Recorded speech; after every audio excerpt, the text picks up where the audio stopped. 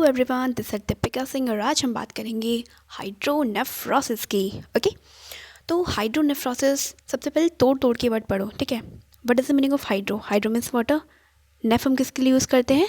Kidney के लिए। Oasis का मतलब होता है एक्यूमुलेशन। सो शॉर्ट में क्या है? Accumulation of water in kidney, ठीक है, हाइड्रोनेफ्रोसिस। अब how will you define what is hydronephrosis? वो तो हमने टर्म का मतलब जान लिया। अब कोई आपसे पूछे व्हाट इज़ हाइड्रोनेफ्रोसिस, तो आप क्या बोलोगे? It is aseptic dilatation of the whole or part of pelvic calyceal system of the kidney due to partial or intermittent interruption to the outflow of urine। ठीक है, ये तो हमने पढ़ लिया। अब इसको याद कैसे करना है? कोई भी आपको जब चीज़ें समझ आ जाती है ना, तो आपको याद करना बहुत ईजी हो जाता है, ठीक है। तो उसके लिए सबसे पहली कंडीशन, टर्म क्या है इसके लिए, कंडीशन क्या है इसके लिए? एसेप्टिक। कोई भी बैक्टीरियल या फिर कोई भी इन्फेक्शन नहीं हुआ इसमें, ठीक है। It is a aseptic. Second is dilatation. क्या है पहला? Aseptic. Second is dilatation of the whole or part, ठीक है। क्या है? पूरी का या फिर part of pelvic calyceal system of the kidney, ठीक है। पेल्विक कैलिसियल सिस्टम कौन सा होता है? जैसे ये आपकी किडनी है, ठीक है, ये आपकी किडनी है, ये आपका ये जो पार्ट होता है ये आप पेल्विक कहलाता है, ये जो होता है यूरेटर कहलाता है, ठीक है। तो जो हमारे इससे अटैच होता है किडनी से, उसको हम पेल्विक बोलते हैं। ये जो हमारा पेल्विस होता है ना, वो अंदर जाके ना छोटे छोटे स्मॉल वेसल्स में स्प्रेड हो जाता है, इसे हम कैलिक्स बोलते हैं। इसी को हम बोल रहे हैं, इन दोनों को मिला के हम बोल रहे हैं पेल्विक कैलिसियल सिस्टम, ठीक है। तो ये जो पेल्विक कैलिसियल सिस्टम है ना, अगर इनमें एसेप्टिक डायलिटेशन होगा, या तो इसमें या तो इसमें, फिर दोनों में, ठीक है, एसेप्टिक डायलिटेशन ऑफ होल, या तो पूरे में या फिर a part of pelvic calyceal system of the kidney due to partial or intermittent interruption to the outflow of urine. ये क्यों होगा? या तो पार्शियल, ठीक है, पार्शियल, यहाँ पे क्या होगा? ऑब्स्ट्रक्शन इन यूरिन हो गई, यहाँ पे हो गया, यहाँ पे हो गया, कहीं भी जगह हो गया, ठीक है। वो मैं बताऊँगी आपको कहाँ कहाँ हो सकती है और कैसे कैसे हो सकती है, ठीक है। तो पार्शियल या फिर हम बोल सकते हैं इंटरमिटेंट, मतलब रुक रुक के यूरिन आ रहा है। Interruption to the outflow of urine, आप सीधा बोलो पार्शियल के बाद सीधा interruption to the outflow of urine, इसको भी आराम से बोल सकते हो, ठीक है। तो what is hydronephrosis? It is aseptic dilatation of whole or part of pelvic calyceal system of the kidney due to partial interruption to the outflow of urine, या फिर partial और intermittent interruption to the outflow of urine, ठीक है। Now what are the causes? Causes में आपको define broadly करेंगे कि सबसे पहले 2 टाइप की होती है हमारे पास ये हाइड्रोनेफ्रोसिस। सबसे पहला होता है यूनिलेटरल, अगर एक साइड की किडनी को हुआ है, अगर बायलेटरल, अगर दोनों साइड की किडनी में हुआ है, ठीक है। तो यूनिलेटरल एंड बायलेटरल। अब नाउ कॉजेस हम यूनिलेटरल हाइड्रोनेफ्रोसिस से क्या होते हैं? तो देखो, इंट्राल्यूमिनल का मतलब होता है with in the lumen. Stone, सबसे पहले क्या है? स्टोन। अगर ल्यूमन में हमारे स्टोन आ गया कोई, या फिर पेपिलरी नेफ्रोसिस, जैसे डायबिटिक्स मेलाइटस में पेपिलरी नेफ्रोसिस होता है, या फिर एनाल्जेसिक नेफ्रोसिस, ठीक है। नेफ्रोपैथी, एनाल्जेसिक नेफ्रोपैथी हमें देखने को मिलती है जब बेसिकली एनाल्जेसिक नेफ्रोपैथी क्या होता है कि इंजरी हो गई हमारे उसमें नेफ्रॉन्स में, ठीक है, या फिर हमारी किडनी में, तो उसके द्वारा जो होगी जो एनाल्जेसिक नेफ्रोपैथी, ठीक है। मैं आपको बहुत सारी कॉजेज़ बताऊंगी, बहुत सारे, ठीक है। आपको उसे समराइज़ कैसे करना है उसके लिए मैं एक डायग्राम दूंगी आपको, अभी सुनते जाओ, फिर जब आप डायग्राम देखोगे ना आपको झट से याद हो जाएगा, ठीक है। तो अभी बस सुनते जाओ, ठीक है। सबसे पहले क्या है? Intraluminal stone, papillary necrosis in diabetes mellitus, analgesic nephropathy, okay. Now intramural means in the wall में क्या होगा? कंजेनाइटल हो सकता है, एक्वायर्ड हो सकता है। कंजेनाइटल एक्वायर्ड 2 कंडीशन है। कंजेनाइटल में क्या होगा? पेल्वी यूरेट्रिक जंक्शन, जो PUG है ना, उसका एबनॉर्मेलिटी, उसमें एबनॉर्मेलिटी आ गई, पेल्विक यूरेट्रिक जंक्शन में एबनॉर्मेलिटी आ गई, ओके। जो पेल्विस था और जो मैंने यूरेटर बताया था, जैसे हाँ, ये मेरी किडनी थी, ठीक है, ये हमारा पेल्विस था, ठीक है। पेल्विक के नीचे हमारा यूरेटर उसको कंटिन्यू कर रहा था। तो इन दोनों पेल्विक यूरेट्रिक जंक्शन में कोई अगर डिसफंक्शनिंग आ गई तो उसके कारण, ठीक है, उसमें कोई स्टोन आ गया, नेक्रोसिस हो गया, बहुत सारी चीज़ें हैं, जैसे बेनाइन स्ट्रक्चर आ गया, तो ये सारी चीज़ें, ओके, उसके बारे में आगे हम डिस्कस करेंगे। इसके कारण हमारे पास, या फिर यूटेरोसील कंजेनाइटल नैरो यूट्रिक ऑरिफाइस, जो कंजेनाइटल जो नैरोइंग ऑफ द यूट्रिक ऑरिफाइस, जो यूट्रस का और जो यूरेटर का, ठीक है, यूरेटर का जो ऑरिफाइस है ना वो कंजेनाइटली नैरो हो रखा है। ओके, बेसिकली यूटेरोसील में क्या होता है, बैलूनिंग हो जाते हैं at the end of the ureter, ठीक है, उसमें क्या होता है, बैलूनिंग हो जाती है, वो ब्लॉक हो जाती है। ओके, नाउ एक्वायर्ड कॉजेज क्या होते हैं। सबसे पहले कार्सिनोमा ऑफ यूरेटर और ब्लैडर का या फिर यूरेटर का कार्सिनोमा हो गया, या फिर स्ट्रक्चर का मतलब क्या होता है, narrowing of ureter secondary to the stone की वजह से, ट्यूबरकुलोसिस ऑफ यूरेटर और ब्लैडर। ओके, ये चीज़ है। सबसे पहले हमने क्या पढ़ा कि इंट्राम्यूरल जो हमारे विद इन द ल्यूमेन है उसमें क्या प्रॉब्लम आ सकता है, फिर उसके बाद हमने पढ़ा पहले तो ल्यूमिनल पढ़ा, उसके बाद हमने पढ़ा म्यूरल मतलब वॉल के अंदर।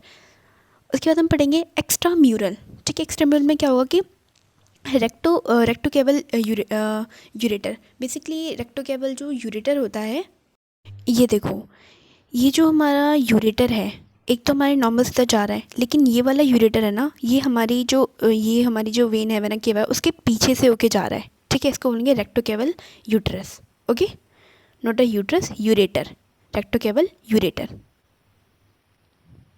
उसके बाद है ऑब्स्ट्रक्शन ऑफ एबरेंट वेसल।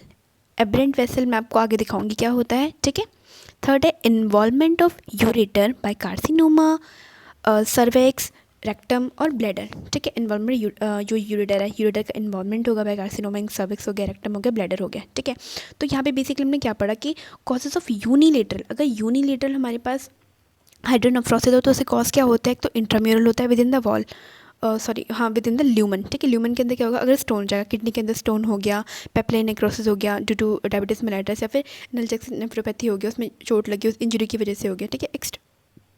जो एक्स्ट्रा म्यूरल होता है इन द वॉल, उसमें क्या होगा, कंजेनाइटल, अगर हमारे पास पेल्वी यूरेट्रिक जंक्शन होगा, ठीक है, उसके अंदर कोई अबनॉर्मलिटी आ गई, या फिर यूटेरोसील हो गया, ठीक है, जो हमारा यूरेटर है, यूरेटोसील हो गया, ठीक है। यूरेटोसील में क्या होता है, जो ब्लैडर होते हैं उसकी बलूनिंग हो जाती है एट द एंड, जब वो हमारे ब्लैडर में मिलता है, ठीक है, यूरेटर की बलूनिंग हो जाती है, या फिर congenital narrowing of the ureteric orifice हो गया। उसके बाद एक्वायर्ड में कार्सिनोमा ऑफ यूरेटर हो गया और ब्लैडर हो गया, उससे स्ट्रक्चर ऑफ द यूरेटर हो गया, सेकेंड स्टोन की वजह से हो गया, ठीक है। तो ट्यूबरकुलोसिस हो गया ऑफ यूरेटर। उसके बाद एक्स्ट्रा म्यूरल में क्या होगा, रेक्टोकेबल यूरेटर हो गया, हॉर्शू किडनी हो गया, जो हमारी किडनी होती है वो हॉर्शू होती है, जैसे ये देखो, ये हमारी हॉर्शू किडनी है, ठीक है। तो ये भी एक कॉज होता है हमारे पास एक्स्ट्रा म्यूरल हाइड्रोनेफ्रोसिस का। उसके बाद obstruction by the aberrant vessels, जो एबरेंट वेसल्स हैं उनकी वजह से ऑब्स्ट्रक्शन हो गया, फिर involvement the ureter by the carcinoma, cervix हो गया, रेक्टम हो गया, ब्लैडर हो गया, ये सारी चीज़ें, ठीक है। तो आपको उसको कैसे याद रखना है कि अगर यूनिलेटर की जो हमारे पास हाइड्रोनेफ्रोसिस होगा उसमें कॉज क्या होगा, तो ये हमारी किडनी है ना, ठीक है, ये हमारी प्यारी सी किडनी हो गई, ये हमारे पेल्विक हो गया, ये हमारा यूरेटर हो गया, ये हमारा कैलिक्स हो गया, ठीक है। नाउ सबसे पहला कॉज कहता है इंट्राम्यूरल, कि इसके अंदर ये जो है ना, इसके अंदर कोई प्रॉब्लम हो गई।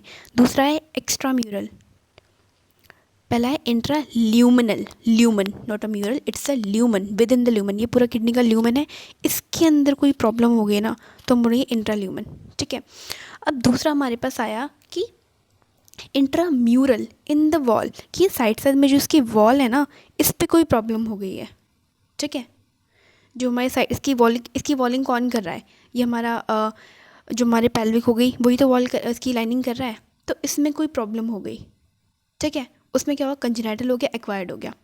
उसके बाद एक्स्ट्रा म्यूरल, कि ये सही है, ये सही है। अब जो एक्स्ट्रा है ना, कि ब्लैडर आ गया हमारे पास, ब्लैडर आ गया यूरेटर के नीचे की साइड, ठीक है, ये पूरी यूरेटर आ गया। अब किडनी और पेल्विक नहीं, उसके बाद जो यूरेटर है और जो हमारे पास ब्लैडर है, उनमें कोई प्रॉब्लम आ गई, ठीक है, तो उसकी वजह से हमारी यूनिलेटरल हाइड्रोनेफ्रोसिस हो गया, तो हम वो देखेंगे अब, ठीक है।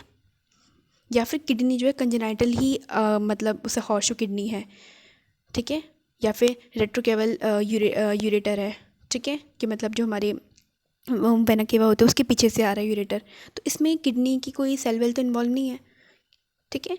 तो ऐसे आपको याद रखना है कि शॉर्ट फॉर्म में, कि सबसे पहले क्या हो गया कि हमें ओके सबसे पहले हमें क्या करना है कि सबसे पहले कॉज का देखना है कि अगर यूनिलेटरल हमारे पास हाइड्रोनेफ्रोसिस है तो पहले हम किडनी देखेंगे, ठीक है।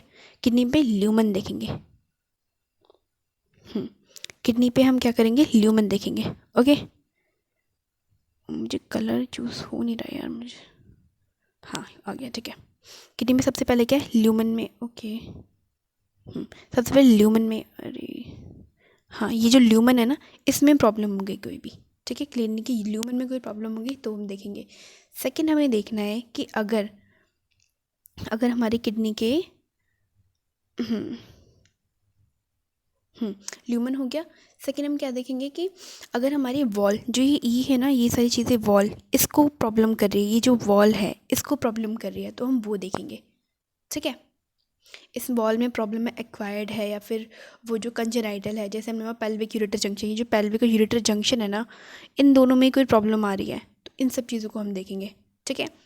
थर्ड हमने बोला एक्स्ट्रा म्यूरल, कि हमारे पास उसके जो मतलब जो हमारी किडनी के ल्यूमन है और उसके जो वॉल है उसमें प्रॉब्लम ना हो कि वो एक्स्ट्रा म्यूरल है, कि आप ना जैसे उसे किडनी का शेप ही अलग है, जो यूरेटर आ रहा है ना वो नॉर्मल नहीं है, वो पीछे मतलब कि वो हमारे जो वेना केवा है उसके पीछे से आ रही है, तो अब इसमें तो हम कुछ भी नहीं कर सकते, वो तो अपने आप ही बाय बर्थ है, कंजेनाइटल है बेसिकली, ठीक है।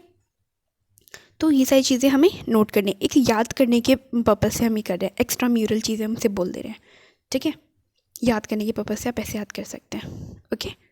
नाउ सेकेंडरी हम बात करेंगे कॉजेज़, हाँ कॉजेज़ ऑफ बायलेटरल हाइड्रोनेफ्रोसिस, ठीक है।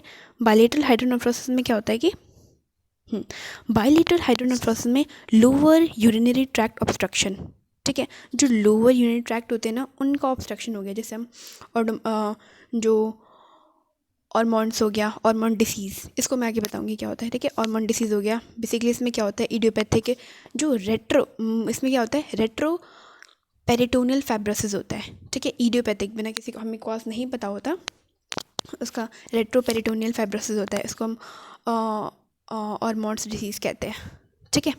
नाउ इसमें क्या होता है, जो बायलेटरल है ना उसमें हम देखते हैं कि चिल्ड्रंस में, यंग में, in middle age and above in pregnancy में इनके अलग अलग कॉजेस होते हैं।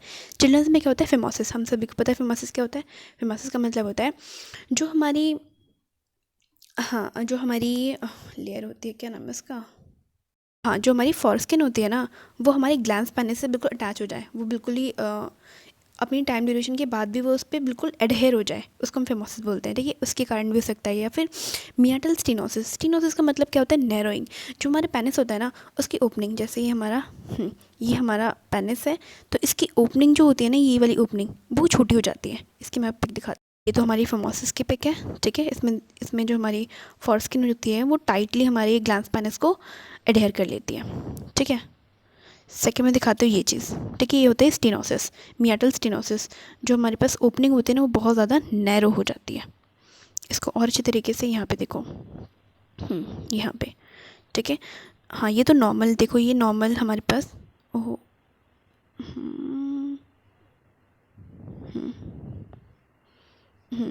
ये हमारे पास कहाँ गया, ये हमारे पास नॉर्मल इसकी, हाँ नॉर्मल मियाटस हो गया, और इसकी जो मियाटल स्टेनोसिस, इसकी जो ओपनिंग है वो छोटी होगी, नैरो हो गई है, ठीक है। और posterior urethral valve, posterior urethral valve होता है उनकी वजह से बायलेटरल वेसिको क्या है ये वेसिको, हाँ ये यार मुझे टर्म बोलने में बहुत दिक्कत होती है, ओके। वेसिको रेट्रिक रिफ्लेक्स, ठीक है। वेसिको रेट्रिक रिफ्लेक्स को देखो, पोस्टीरियर यूरेथ्रल वाल्व, जो पीयूवी बोलते हैं पोस्टीरियर यूरेथ्रल वाल्व, वो इस तरीके से हम देख सकते हैं कुछ, ठीक है। इसमें मुझे इतना ही मिला, मैंने ज़्यादा इसके ऊपर नहीं किया, posterior urethral valve. And second is ये देखिए, अब हमारे पास ये स्ट्रक्चर का मतलब ये होता है ये हो जाना, देखो बिल्कुल नैरोइंग हो जाना, ओके ना। उसके बाद हम बात करते हैं ये, ठीक है, एबरेंट आर्टरी। ये जो हमारी एबरेंट आर्टरीज़ होती है ना, ये देखो ये जो आर्टरीज़ होती हैं ये हमारे जो यूरेटर है ना इसको बीच में कर लेते हैं, दो आर्टरीज़ यहाँ पे बीच में आता है यूरेटर हमारा, ओके इनके, ठीक है। उसके बाद हमारे पास आता है इन यंग एडल्ट। यंग एडल्ट में क्या होता है, स्ट्रक्चर यूट्रस, मैं यूट्रस बार बार बोल रही हूँ, यूरेथ्रा, ठीक है, स्ट्रक्चर यूरेथ्रा हमने देखा है स्ट्रक्चर यूरेथ्रा में ड्यू टू गोनोकोकल यूरेथ्राइटिस, इसकी वजह से होता है, ठीक है। बायलेटरल एबरेंट वेसल्स जो होती हैं, अभी हमने दिखाया है एबरेंट वेसल्स के बारे में, जो बायलेटरल दोनों साइड में से एबरेंट वेसल्स होंगे जो कि हमारी यूरेटर जो को उसके जस्ट बीच में आएगा, ठीक है, उसको सराउंड करेंगी, उसको हम बायलेटरल एबरेंट वेसल्स बोलते हैं। In middle age in above benign prostate hypertrophy, BPH बोलते हैं, या फिर contracture of the bladder neck, जो ब्लैडर की नेक होती है उससे कॉन्ट्रैक्ट हो जाना, ठीक है। इडियोपैथिक रेट्रोपेरिटोनियल फाइब्रोसिस, जैसे हमने बात किया था ऑर्मोन्स डिसीज़ के बारे में, ठीक है। In pregnancies due to growing foetus की वजह से, एंड हार्मोन प्रोजेस्टेरोन, ओके। अब इसकी ना एक ये देखते हैं, देखो कुछ मत याद करो, बस आप ना ये याद करो, इसे डायग्राम अपने दिमाग में बिठा लो, ठीक है। देखो सबसे पहले क्या है, स्टोन, जो हमारा पेल्वी जो यूरेटर हो गया उसकी जंक्शन पे क्या हो गया, स्टोन हो गया, और जिसकी वजह से पेल्विक यूरेटल डिस्काइनेसिस हो गया, ठीक है, पेल्विक यूरेटल डिस्काइनेसिस, यूटेरिक स्टोन हो गया, ठीक है। आप यहाँ पे स्टोन बोल सकते हो, पेल्विक यूरेटल जंक्शन पे स्टोन बोल सकते हो, या फिर पेल्विक जंक्शन स्टोन जो कर डिस्काइनेसिस हो गया, यूरेट्रिक स्टोन हो गया, ठीक है। बेनाइन स्ट्रक्चर, जो बेनाइन स्ट्रक्चर हो गया एक जगह की साइड जो है, जो हमारे पास स्पेस है वो बिल्कुल कम हो गया, स्ट्रिक्ट हो गया। कार्सिनोमा यूरेटर हो गया। अब इतना जो मैंने लंबा चौड़ा पढ़ाया है उसकी बजाय आप सिर्फ यही पॉइंट अगर एग्जाम में आपको याद आता है तो वो भी लिख सकते हो आप, ठीक है। लोअर यूटेरिक स्टोन हो गया। फिर ब्लैडर कार्सिनोमा जो कैंसर बोल सकते हैं, ठीक है। बीपीएच बेनाइन प्रोस्टेट जो हाइपरट्रॉपी होती है, बेनाइन प्रोस्टेट हाइपरट्रॉपी था ना, हाँ, उसमें क्या था, हाँ, एंड और कार्सिनोमा ऑफ प्रोस्टेट इसकी वजह से, ठीक है, यहाँ पे हम देख सकते हैं। उसके बाद यूरेथ्रल स्ट्रक्चर, जो यूरेथ्रा है उसका भी स्ट्रक्चर हो जाना, यहाँ पे देखो उसका भी स्ट्रक्चर हो गया, ठीक है। उसके बाद मियाटल स्टीनोसिस की जो सब कुछ सही है, पूरा का पूरा पाथ जो है हमारा सही है, लेकिन क्या हुआ यहाँ पे मियाटल स्टीनोसिस हो गया उसकी वजह से, या फिर फिमोसिस हो गया, स्किनी एडहेर हो गया, उसकी वजह से हमारा यूरिन नहीं जा रहा है, तो पूरे के पूरे पाथ में हमें वो पैथो देखने को मिल जाएगी, ठीक है। इस एक कारण की वजह से क्या होगा कि हमारा जो यूरिन है, जो हमारा वाटर है, वो हमारे क्या होगा, एसेप्टिक डायलिसिस हो जाएगा हमारे whole or part of the pelvi calyceal system of the kidney, ठीक है, वहाँ पे एक्यूमुलेट हो जाएगा। नाउ पोस्टीरियर वेल्व, जो पोस्टीरियर यूरेथ्रल वेल्व हो गया, हाँ, पोस्टीरियर यूरेथ्रल वेल्व हो गया, ठीक है, कॉज ये। नाउ ब्लैडर नेक कॉन्स्ट्रिक्शन ये हो गया, ठीक है। यूरेट्रोसील हो गया, कार्सिनोमा इन्फिल्ट्रेशन हो गया, जो लिम्फ नोड मास हो गया, या फिर एबरेंट रीनल आर्टरी, ठीक है। अब इसको सिंपल तरीके से याद करते हैं। अभी हमने बस घोच एक थोड़ा आइडिया डाला अपने दिमाग में कि ये सब चीज़ होती है। अब ना जब एग्जाम में लिखने बैठते हैं तो हमें पता है कि हमें एक दो वर्ड याद आते हैं, उसके बाद हम सब कुछ भूल जाते हैं, वही वर्ड रिपीट हो जाते हैं माइंड में, ठीक है। तो सबसे पहले क्या आएगा माइंड में, किडनी आएगी। किडनी के ऊपर कुछ दे रखा है, हाँ, हमें हॉर्सशू किडनी दे रखी है, ठीक है, हॉर्सशू किडनी हो गया, हमने वो ले लिया। उसके बाद हमारे पास आता है पेल्विक, ठीक है। पेल्विक में से कोई डिसीज़ वगैरह कुछ दे रखी है, नहीं। पेल्विक यूरेटर जंक्शन पे दे रखा है, हाँ, कि उसका डायकनेसिस हो जाएगा या फिर वहाँ पे स्टोन आ जाएगा, ठीक है, हमने वो लिख दिया। या फिर एक चीज़ है, जो पेल्विस हो गया, यूरेटर हो गया ना, उसके साइड में हम एबरेंट रीनल आर्टरी के बारे में बता रखा है, हम वो लिख सकते हैं, ठीक है। तो ऊपर वाले स्ट्रक्चर को पूरे उसमें जितनी पैसे हो सकती है वो हमने लिख दिया, ओके। उसका हम देखा कि यूरेटर में स्टोन हो सकता है, ठीक है, यूरेट्रिक स्टोन। अब यूरेटर में बात है तो वहाँ पे स्टोन भी हो सकता है, कार्सिनोमा भी हो सकता है, लिम्फ नोड का मास भी बन सकता है, ठीक है। तो हमने ये चीज़ 3 देख ली। या फिर स्टीनोसिस भी हो सकता है, वहाँ पे बेनाइन स्टीनोसिस हो सकता है, कार्सिनोमा हो सकता है, लिम्फ नोड मास बन सकता है। ये 3 चीज़ हमारे दिमाग में रट गई, 4 चीज़ें लट गई। स्टोन हो सकता है, बेनाइन स्टीनोसिस हो सकता है, कार्सिनोमा यूट्रस हो सकता है, यूरेटर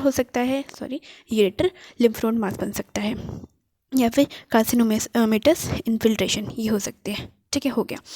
अब जब यूरेटर एंड होगा ना, तो क्या वहाँ पे कोई प्रॉब्लम हो सकती है? हाँ, हो सकती है। सबसे पहला क्या है, यूरेट्रोसील देखो यहाँ पे, ठीक है, ये प्रॉब्लम हो सकते हैं, ठीक है, यूरेट्रोसील हो गया। And second is lower ureteric stone, ठीक है, लोअर यूरेट्रिक स्टोन, ये 2 चीज़ हो सकते हैं, डन, ठीक है। सबसे पहला क्या था, अगर हम किडनी को देखें तो किडनी में एक चीज़ है हॉर्सशू किडनी हो सकती है। सेकंड पेल्विक पे जाते हैं। पेल्विक को मैं देखा कि उसको ना 2 आर्टरी, जो पेल्विक है और यूरेटर है, बेसिकली पेल्विक से कोई पैथो हमारे ऐसे दिख नहीं रही है हमें, याद करने के लिए अभी फ़िलहाल। तो हम पेल्विक यूरेटर जंक्शन पे आते हैं, उसमें क्या होगा, स्टोन हो सकता है, तो हम पेल्विक यूरेटर जंक्शन डिस्काइनेसिस बोल सकते हैं, फिर डिस्फंक्शन बोल सकते हैं। और हमारे यूरेटर को सराउंड करे, उसके बाद हम बात करते हैं यूरेटर पे, ठीक है। वैसे पेल्विक और यूरेटर को जंक्शन पे हम ये भी बोल सकते हैं कि aberrant artery, aberrant renal artery, उसकी वजह से बोल सकते हैं, ठीक है।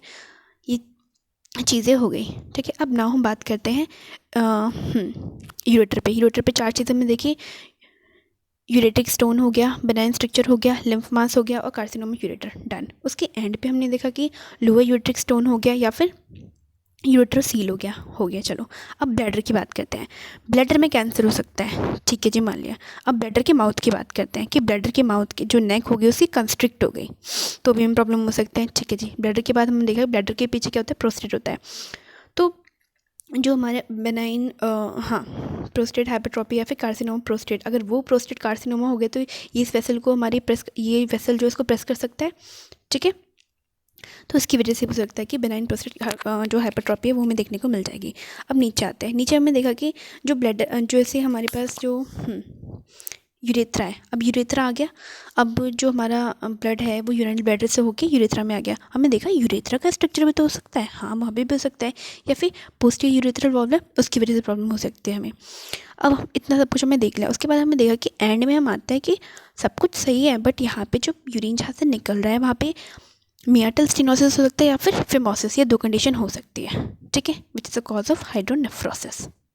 ओके, तो होप सो आपको इतना याद हो गया होगा। आज के लिए इतना ही। नेक्स्ट मैं दूसरा सेशन जो इसके आगे जो इसकी पैथोलॉजी है एंड उसके ट्रीटमेंट है वो नेक्स्ट स्लाइड में, क्लिनिकल फीचर्स पे नेक्स्ट स्लाइड में हम नेक्स्ट वीडियो में हम देखते हैं, ठीक है। So thank you so much guys for watching this video, stay connected for more videos.